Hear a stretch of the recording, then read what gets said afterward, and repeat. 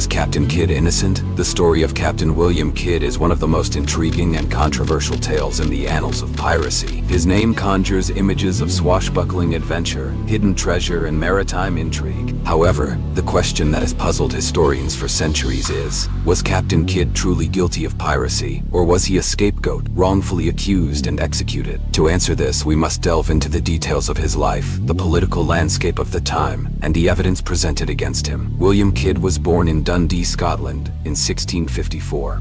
Little is known about his early life, but by the late 1680s, he had made a name for himself as a privateer, a private ship owner licensed by a government to attack foreign vessels during wartime. Kidd's early success in this legal form of piracy earned him the respect of his peers and the patronage of influential figures in England. In 1695, Kidd received a commission from the English government to hunt down pirates and French privateers in the Indian Ocean. This commission was backed by some of the most powerful men in England, including Richard Coote, the Earl of Bellamont, and even King William III. The mission was clear. Kidd was to capture and bring to justice those who preyed on English merchant ships. In return, he would be handsomely rewarded with a share of the spoils.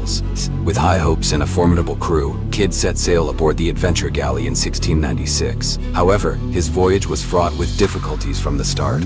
His crew grew restless and rebellious due to the lack of lucrative prizes, and maintaining discipline became increasingly challenging. The turning point came in January 1698, when Kidd captured the Quedagh merchant, an Armenian ship carrying valuable cargo. This seizure would become the centerpiece of the accusations against him. The Quedagh merchant was owned by a group of Armenian merchants but sailed under a French pass, which Kidd believed made it a legitimate target. However, this act would later be used as evidence of his piracy. Kidd's fate was sealed when he returned to New York in 1699, expecting to clear his name and receive his due rewards. Instead, he found himself arrested and shipped to England to stand trial. Trial of Captain Kidd in 1701 was a sensational affair, drawing enormous public and political attention. Kidd faced multiple charges, including the murder of his gunner, William Moore, and 5 counts of piracy. The evidence against him was questionable, and many have argued that he was a victim of political maneuvering. The powerful backers who once supported him were now keen to distance themselves from the scandal, leaving Kidd to face the full brunt of the law. One of the most contentious aspects of Kidd's trial was the handling of the evidence. Key documents that could have exonerated him, such as the French passes proving the legitimacy of his captures, mysteriously disappeared. Moreover, Kidd's defense was severely hampered by his lack of legal representation and his limited understanding of the legal proceedings. Despite his pleas of innocence and explanations of his actions, the jury found him guilty on all counts. On May 23, 1701, Captain William Kidd was hanged at Execution Dock in London. His body was then gibbeted, left to hang in a cage as a warning to other would-be pirates. The severity of his punishment and the dubious nature of the evidence against him have fueled debates about his innocence ever since. To understand whether Captain Kidd was truly innocent, we must consider the broader context of his actions and the political environment of the time. Kidd operated during a period when the lines between privateering and piracy were often blurred. Privateers were essentially legalized pirates, sanctioned by their governments to attack enemy ships. However, the shifting political alliances and the emergence of powerful trading companies like the East India Company added layers of complexity to these maritime ventures. Kidd's commission was partly a product of these complexities. His mission to hunt down pirates was intertwined with the interests of influential backers who had their own stakes in the lucrative trade routes of the Indian Ocean.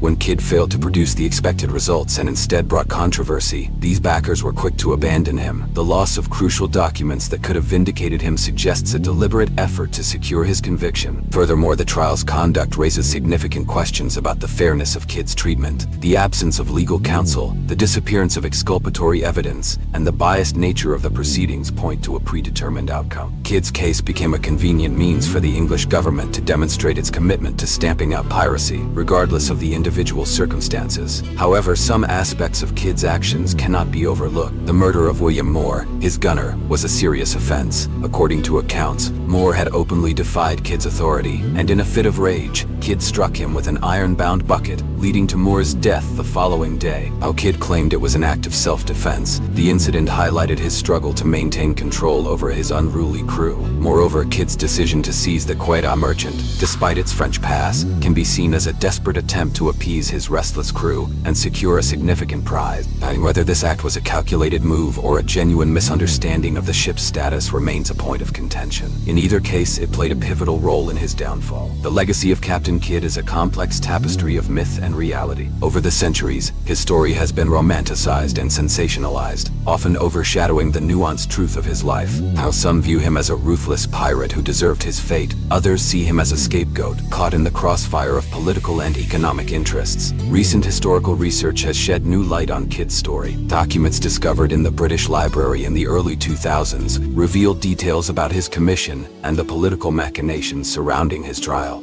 These findings suggest that Kidd may have been more a victim of circumstance than a hardened criminal. One key piece of evidence is the French passes associated with the Quedagh merchant. These documents, issued by the French government, authorized the ship to sail under French protection. Kidd believed this made the ship a legitimate target, as England was at war with France at the time. However, the disappearance of these passes during his trial suggests a deliberate effort to undermine his defense. Moreover, Kidd's relationship with his influential backers, including the Earl of Bellamont, adds another layer of complexity. Bellamont, who initially supported Kidd's mission, later became one of his chief accusers. The shifting political landscape and the need to distance themselves from controversy likely influenced Bellamont and others to turn against Kidd. In the broader context of maritime history, Kidd's story reflects the precarious nature of privateering and the fine line between legal and illegal activities on the high seas. Privateers operated under commissions that were often ambiguous and subject to change based on political alliances. The fluctuating definitions of piracy and privateering created a volatile environment where individuals like Kidd could easily become entangled in legal and political disputes. The portrayal of Kidd in popular culture has also contributed to the enduring fascination with his story. From novels and films to treasure hunts and folklore, Captain Kidd has become a symbol of adventure and intrigue. However, these portrayals often gloss over the complex realities of his life and the broader historical context. In examining Kidd's life and actions, it is essential to separate fact from fiction and consider the multifaceted nature of his story. While he did engage in violent and controversial acts, the evidence suggests that his actions were influenced by a combination of personal ambition, crew dynamics, and external pressures. Ultimately, the question of Kidd's innocence may never be fully resolved. The historical record is incomplete, and the passage of time has obscured many details. However, by exploring the available evidence and considering the broader context, we can gain a deeper understanding of the challenges and contradictions that defined his life. Captain William Kidd remains a compelling figure in the history of piracy and maritime law. His story serves as a cautionary tale about the dangers of political manipulation, the complexities of maritime justice, and the blurred lines between legality and criminality. Whether viewed as a villain or a victim, Kidd's legacy continues to captivate and challenge our perceptions of piracy and justice. As we reflect on the life and times of Captain Kidd, it is crucial to remember the broader implications of his story, the issues he faced. Ambiguous legal boundaries, political expediency, and the quest for power and wealth are not confined to the past. They resonate with contemporary debates about justice, accountability, and the rule of law. In conclusion, Captain Kidd's tale is a microcosm of the turbulent world of early modern maritime history. His rise and fall reflect the volatile interplay of personal ambition, political intrigue, and economic interests. By examining his life with a critical and nuanced perspective, we can better appreciate the complexities of history and the enduring human quest for understanding and justice.